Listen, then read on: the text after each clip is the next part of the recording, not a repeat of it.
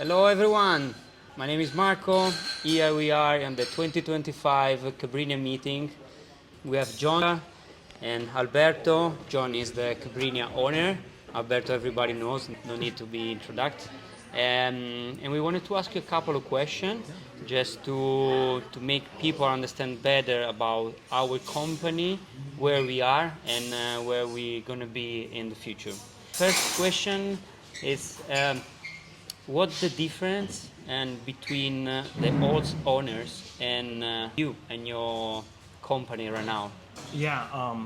Firstly, ciao, everybody. Good to see you. So we took over the group back in 2020. Unfortunately, right during COVID, from the Shiro Group, who owned the parent company of Cabrinha for about a decade, really, before we took it over. They were, a big corporate company out of Singapore. Many assets. But yeah, no. I mean, to be honest, I couldn't think of a bigger contrast between us and the former owners. I mean, they were a big corporate group. We are entirely owned by, really four kiteboarders. We're all based in Americans. We're all in the United States. But to me, I only really have one goal with the company, which is to be a part of the sport that's really important to me. It's been a part of my life for the vast majority of it, and to continue to grow Cabrinha to back to really where its roots were, which is a highly innovative premier company. Because that I wanted to ask you how much time you are dedicating in control your financials or into spending time on push the limits in the development and dream you have. It's a difficult balance, to be honest with you. It's a really difficult balance because in my role as chairman of the company, I represent the other owners. So, I'm not the only owner. We have four owners, and I represent them on a day-to-day. Obviously, I've spent the vast majority of my time since we took over helping handle the financials because when we took it over from the Shiro Group, it was a bit of a mess. And it was obviously, taking it over during COVID made this extremely difficult because we went from a very stable market to an extremely volatile market situation. So it's been really difficult to say the least, but I'm really happy to say now that things have stabilized quite a bit, and we have invested a pretty substantial amount of time and money into really getting the products this year to be, not that our products weren't good in previous years, but I think what I'm hoping everybody will see is that there is a extremely big difference between what we've been doing the last few years and this year, where we have really focused on a premium range. Almost all of our kites except for one are in a higher tier quality. They're all in the Apex range. We only have one kite that's not a part of the Apex line, and there's a reason for that. We want everyone to know that these products are at another level compared to what they've been in years past. I think what really impressed me is to see how in detail you are into the product side.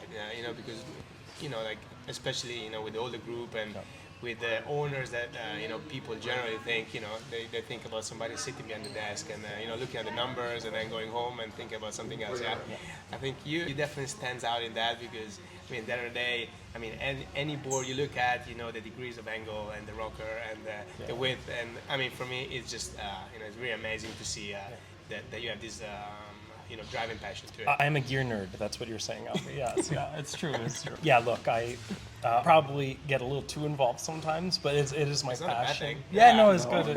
It's fun, and it's such an honor to guys like Pet Goodman, to have a conversation with him when I explain to him, this is what I'm seeing, this is what I'm feeling. And sometimes it feels good to be like, Pat says, oh yeah, that's exactly it, and this is why. And other times he's like, you're crazy, that has nothing to do with this. And so it's so much fun. That's what gets my blood going every day, is learning about this stuff.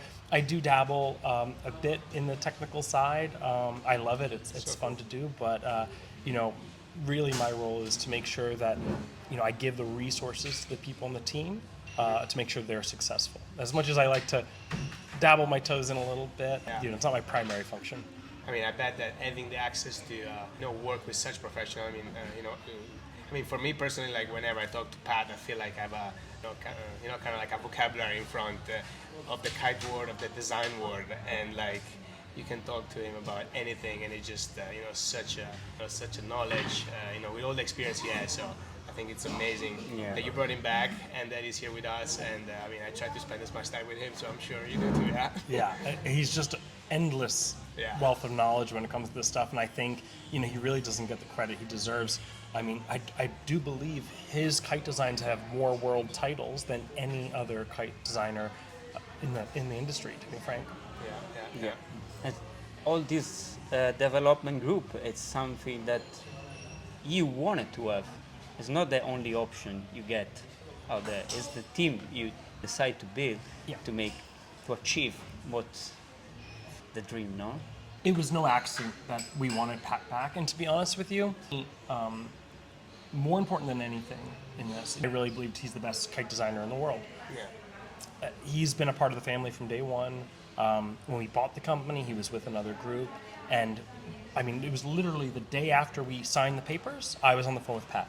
And a week later, I was on the phone with Pat, and it took me a year and a half to finally convince him to come back to this company. I had to beg him, but I think he saw over that period of time that this is the family he wants to be a part of. And honestly, it just didn't feel like the group was complete until we got him back. And so, it's been an honor to work with him again and get him back on the team.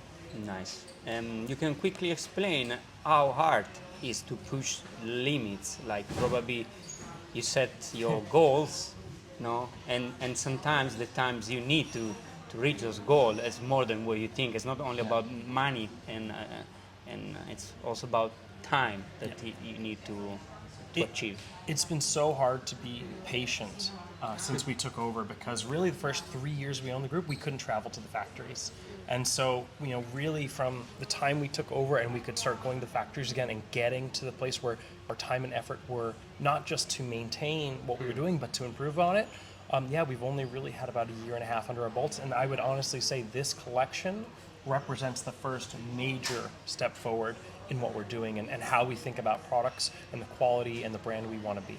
We can't wait to try every single bit of the line, and see the changes. And actually, it's windy at the spot right now, and we really wanted to go there, so not much talk. We need to be jumping on action and test the new gear. What do you think? You're gonna join us? Let's go. Let's do it. Ciao.